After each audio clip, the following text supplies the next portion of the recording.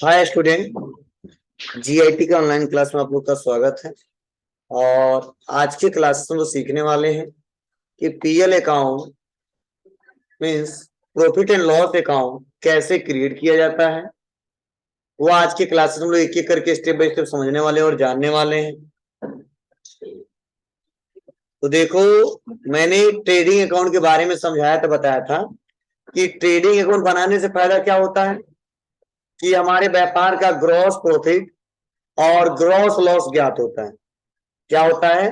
Gross profit और gross loss ज्ञात होता है। क्लियर है? अब यहां पे देखो, पीएल अकाउंट के बारे में क्या बताया जा रहा है कि यह एक ऐसा फाइनेंशियल स्टेटमेंट है, ध्यान देना, यह एक ऐसा फाइनेंशियल स्टेटमेंट है जो किसी संस्था या कंपनी की व्यापारिक स्थिति का ज्ञान कराती है।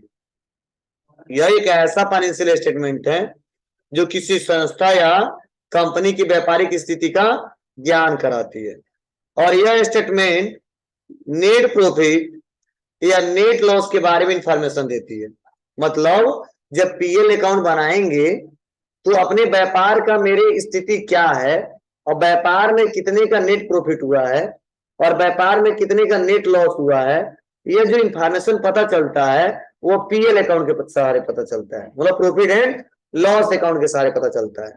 और बताया जा रहा है कि इसमें सभी खर्चे जिसमें डिप्रिसिएशन तथा प्रोविजन भी शामिल है, इसे लगाने के बाद कितना प्रॉफिट या कितना लॉस हुआ है, इस बात का ज्ञान भी पीएल अकाउंट के द्वारा ही होता है। और पीएल अकाउंट का फॉर्मेट निम्नलिखित होता है। मतलब यूं कह लो, सिंपल शब्दों में समझो कि अगर कोई कहता है पीएल अकाउंट क्या क्यों बनाते हैं, तो पीएल अकाउंट का बनाने का मेन उद्देश्य होता है कि अपने व्यापार का नेट प्रॉफिट पता करें और व्यापार का नेट लॉस पता करें। मतलब व्यापार में रियल में प्रॉफिट हुआ है तो नेट कितने का हुआ है, अब व्यापार में लॉस हुआ है तो नेट कितने का हुआ है। यह ज्ञात हम प्रॉफिट एंड लॉस अकाउंट से ही कर सकते हैं। ठीक है, यह ट्रेडिंग अकाउंट से संभव नहीं है।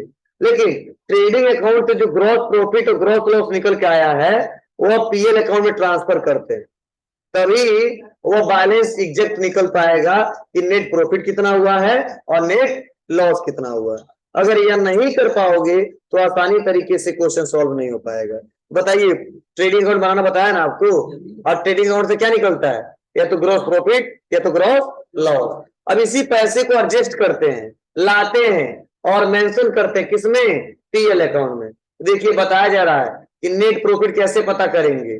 Net profit equal gross profit plus other income, मतलब जितने इनकम है और ग्रॉस प्रॉफिट जो बैलेंस आया ट्रेडिंग अकाउंट से, इन दोनों को जोड़ेंगे और उसके बाद से जितने खर्चे हैं उनको माइनस करने के बाद जो बचेगा ना, वही मिलेगा नेट प्रॉफिट।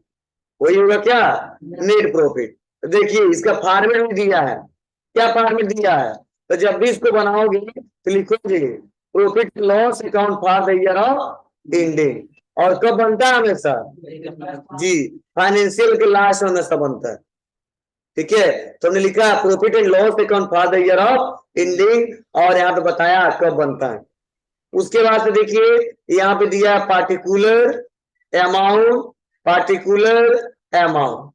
मतलब इधर वाला जो लेफ्ट साइड है वह समझ जाओ एक्सपेंस वाला रिकॉर्ड दिया गया है, और जो राइट वाला साइड है ये इनकम वाला रिकॉर्ड दिया गया है। मतलब ये लेफ्ट वाला रिकॉर्ड है, ये एक्सपेंस वाला है, और जो राइट वाला रिकॉर्ड है इनकम वाला है। तो सुनना समझना, यहाँ पे बताया गया है कि आप लेफ्ट साइड में क्या क्या लिखोगे और राइट साइड में क्या क्या लिखोगे। तो देखिए यहाँ पे टू ग्रॉस क्या दिया है, टू ग्रॉस लॉस, और तो लेफ्ट साइड लिखेंगे अगर वही प्रॉफिट होगा तो बाई ग्रॉस प्रॉफिट। मतलब क्या है, मतलब यही है कि जो ट्रेडिंग अकाउंट बनाए हैं तो ग्रॉस प्रॉफिट आएगा तो राइट साइड लेके आएंगे, अगर ग्रॉस लॉस आएगा तो लेफ्ट साइड लाएंगे। तो जो लेफ्ट साइड लिखेंगे तो टू के साथ लिखेंगे और राइट साइड लिखेंगे तो बाई के साथ लिखेंगे। क्लियर है? तो चलिए, तो यही बताया जा रहा है कि यहाँ पे क्या क्या मेंशन किया गया है। तो जितने आपके खर्चे होंगे व्यापार में, जैसे सैलरी, पता है ना आपको? Rent, taxes, office lighting, insurance, printing and stationery expense, ये सब पढ़े हो आप। क्या होता है? अरे सैलरी, जो व्यापार में सैलरी दे रहे हैं वो खर्चा है। रेंट, जो किराया दे रहे हैं वो हमारे व्यापार के लिए खर्चा है। ऑफिस लाइटिंग, जो लाइटिंग क्या खर्चा है। इंश्योरेंस, बहुत सारी मेरे पास गाड़ियां हैं, बहुत से सब उनका इंश्योरेंस कराए हैं, उनका एक्सपेंस करते हैं, खर्चा है। प्रिंटिंग स्टेशनरी, प्रिंटर का खर्चा है, हमेशा पेपर मंगवाते हैं, इंक मंगवाते हैं, कभी खराब होता बनवाते हैं, उसके खर्चे हैं। पोस्टेज के खर्चे हैं, इंटरेस्ट, कभी ब्याज देते हैं वो खर्चे हैं, डिस्काउंट अलाउ, कभी हम डिस्काउंट अलाउ कर देते उसके खर्चे हैं। बैड डेट, दुबत राशि, पढ़ाया था ना? बैड डेट मतलब क्या? दुबत राशि, पढ़ाया था ना आपको? कि जो हमारा कस्टमर हमारा पैसा लेके भाग जाए, उसको किसमें रिकॉर्ड करते हैं? बैड डेट, उसमें भूल गए इतना जल्दी।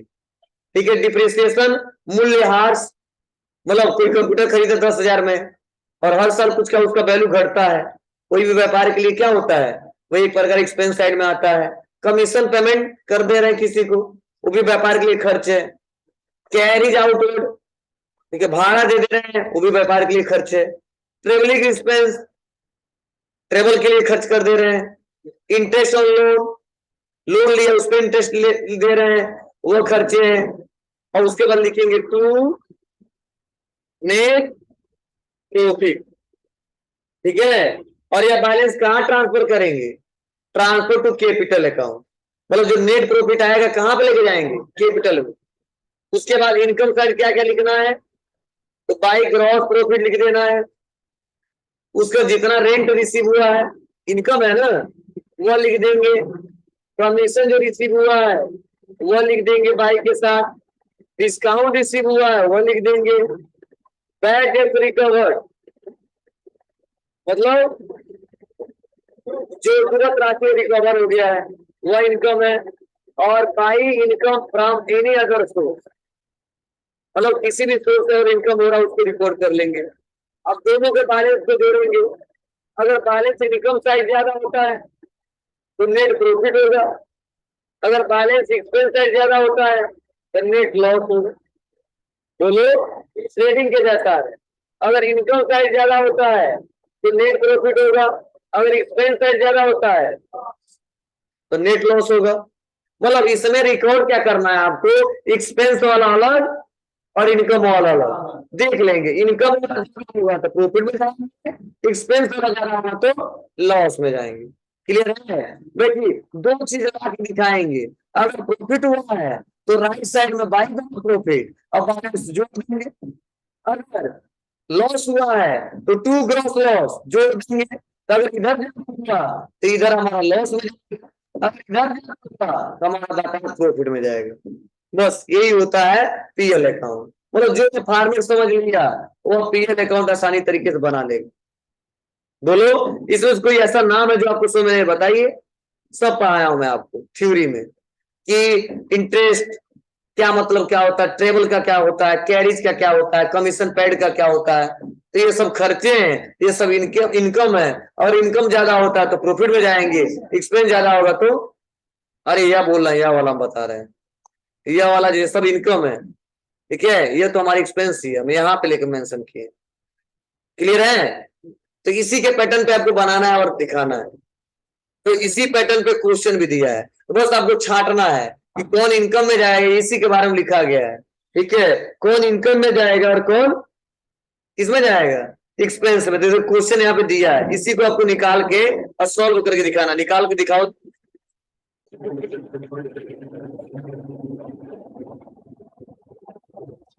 तो देखिए यहाँ पे, जैसे कि हम जानते हैं ग्रॉस प्रॉफिट किस साइड जाएगा? Right side. इनकम में जो सेल्फ एक्सपेंस है, कमीशन,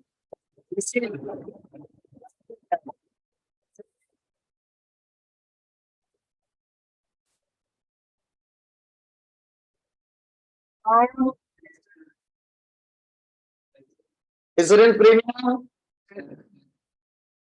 ट्रेवलिंग एक्सपेंस।